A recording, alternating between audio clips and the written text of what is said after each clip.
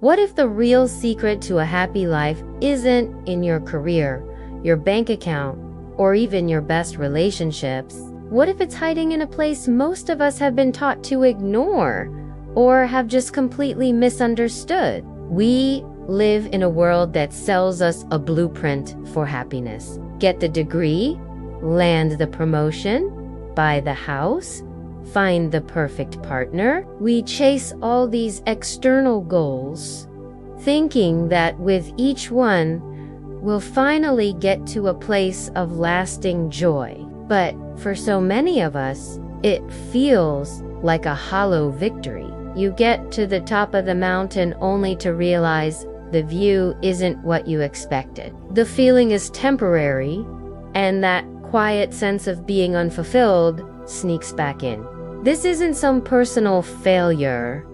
It's a human paradox. And now, some really interesting research is showing a powerful link between having a deep sense of purpose and feeling profound joy. It points to an answer that has nothing to do with traditional religion. In this video, we're going to explore the compelling science that suggests spirituality might just be the secret to happiness you've been looking for. So why does getting everything you've ever wanted often feel so empty? The answer lies in a strange psychological trap that almost all of us fall into. Section 1, the happiness paradox. For decades, we've all kind of agreed that happiness is something you get from the outside world. It's a prize you win through hard work and achievement.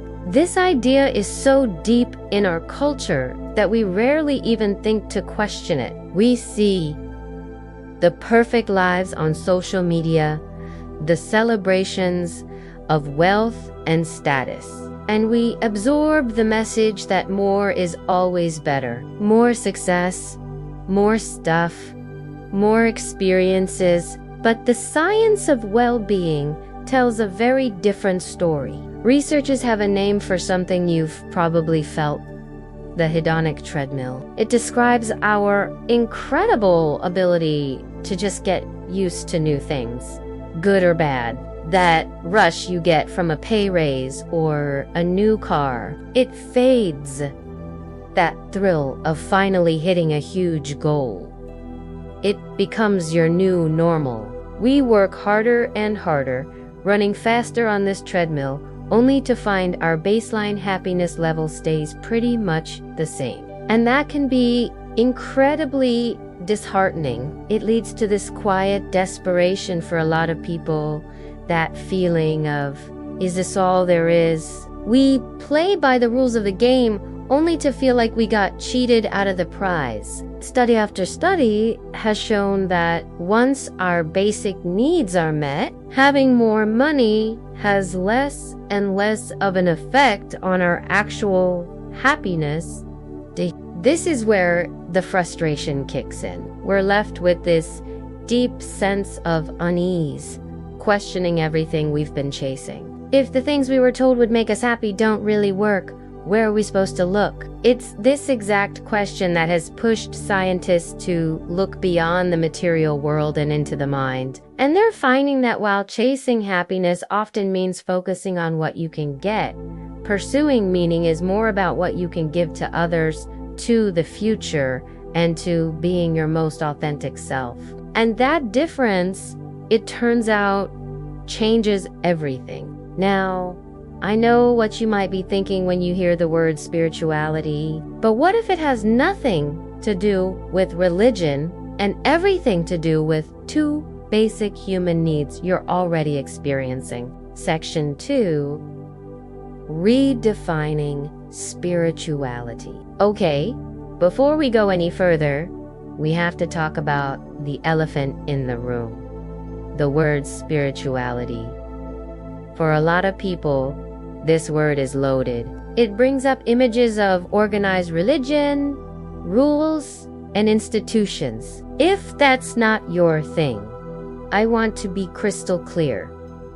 That is not what we are talking about today. the kind of spirituality we're exploring is completely secular. It doesn't require belief in a god, following ancient texts, or being a member of any group. Instead, this modern science-backed idea of spirituality really boils down to two things: a sense of connection and a search for meaning. First, connection. This is the feeling of being part of something bigger than yourself. It could be a connection to nature on a walk through the woods, a connection to other people in a moment of shared laughter or sadness, or a connection to a cause when you help out with something you believe in. It's about getting outside of your own head for a minute and seeing your place in the big, interconnected web of life. Second, meaning. This is about feeling that your life has a purpose, that it has value and direction. It's the sense that your experiences, both the good and the bad, fit into a larger story that makes sense. Research consistently shows that people who feel their lives have meaning are also happier, more satisfied, and less depressed or anxious. This isn't about finding the one and only meaning of life, but about creating meaning in your own life. It's a hands-on process of lining up your daily actions with what you truly value. So when we talk about spirituality here, we're talking about a basic human drive. We're talking about things you can do to find inner peace, become more self-aware, and grow as a person. It's a deeply personal journey, and it's open to absolutely everyone, no matter who you are or what you believe. This all sounds good, but what does the evidence actually show? The evidence linking purpose to happiness is more shocking and more concrete than you might think, reaching right down to our brain chemistry and our immune system. Section 3. The surprising science. So, what does the evidence actually show? This link between secular spirituality and happiness isn't just a nice idea. It's backed by a growing mountain of scientific research. Study after study has found a remarkably strong positive link between a person's sense of spirituality and their happiness. While a perfect one-to-one link is rare in science, the connection here is consistently powerful. As a person's sense of spirituality increases, their reported happiness and life satisfaction tend to go right up with it. But that's a correlation, not necessarily a cause.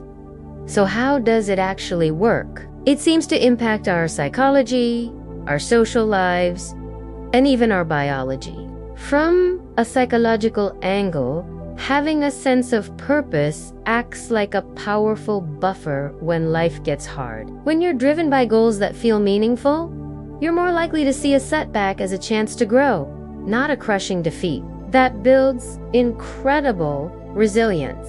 Plus, the very act of looking for meaning helps you process your experiences and generate positive emotions, which is a huge part of emotional well-being. And then there's the neuroscience. Brain imaging studies are starting to reveal that people with a strong sense of purpose show different patterns of brain activity, especially in the prefrontal cortex, the part of our brain that handles planning and long-term goals. This suggests that having a purpose helps organize our thoughts and focus our minds. Some promising research even indicates that a strong sense of purpose might help make the brain more resilient against injury and disease. Maybe the most fascinating part is the effect on our physical bodies. One major study found that people with a strong sense of purpose had a significantly lower risk of stroke and cardiovascular disease. Another discovered that a life of eudaimonic well-being, a life rich in meaning and purpose, was linked to a healthier immune system response compared to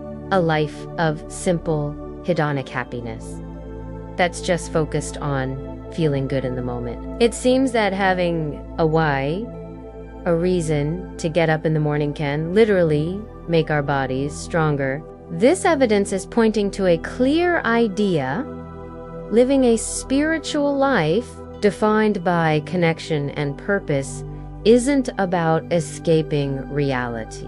It's about engaging with it more deeply, and in doing so, changing our minds and bodies for the better. The science is powerful, but the personal stories are what bring it to life.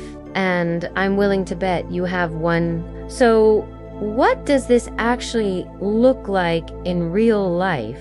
Before we get into the practical steps, we'd love to hear from you. Have you ever had an experience, big or small, that you'd call spiritual in this way? A moment of deep connection or a feeling of real purpose? Share your story in the comments below. And if you're getting something out of this, we'd be honored if you'd subscribe for more deep dives into living a more meaningful life. Okay, so how do we actually do this? It's not about making huge, drastic changes. It's about a few simple, powerful practices you can start today. Section 4, putting it into practice. Understanding the science is one thing, but actually applying it is where the change happens. Building this sense of secular spirituality isn't complicated, but it does take some intention. Here are a few simple things you can start doing today.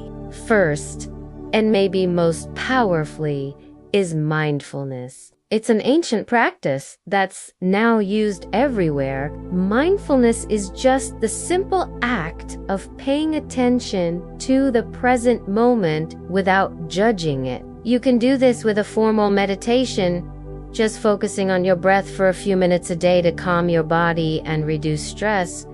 But you can also do it informally. When you're drinking your morning coffee, just drink the coffee. Notice the warmth, the smell, the taste. This simple act of coming back to the present is a profound spiritual practice, and the research backs this up. Mindfulness is tied to higher life satisfaction, mainly because it helps you be kinder to yourself and stop getting stuck in negative thought loops. Second, actively create meaning through reflection and journaling. Ask yourself some big questions.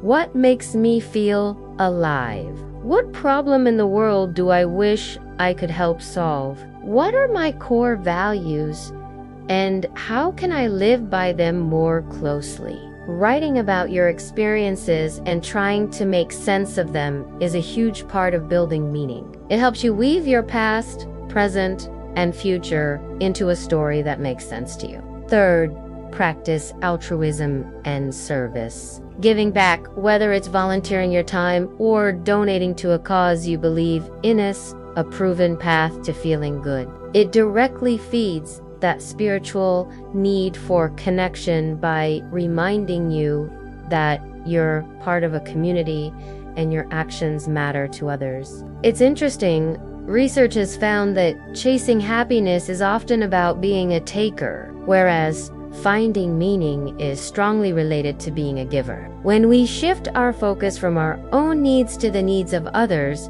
we tap into a much deeper and more lasting source of fulfillment. Finally, get out in nature. Spending time outside, whether it's a hike in the mountains, a walk on the beach, or just sitting in a local park, is a powerful way to feel awe and a connection to something bigger than yourself.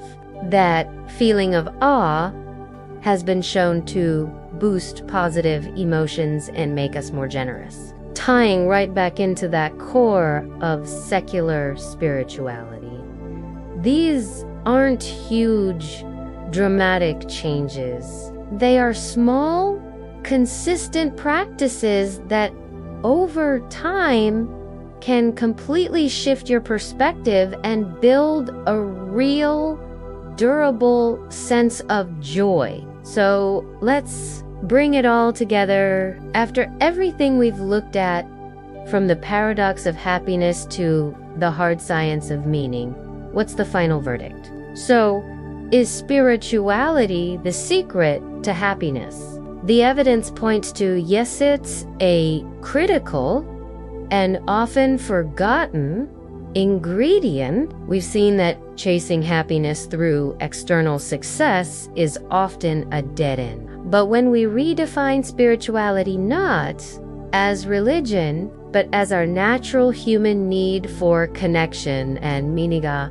whole new path opens up. This path is grounded in science. It shows us how having a sense of purpose can literally change our brains and strengthen our body. It gives us practical, simple tools like mindfulness, service, and reflection that anyone can use no matter what they believe.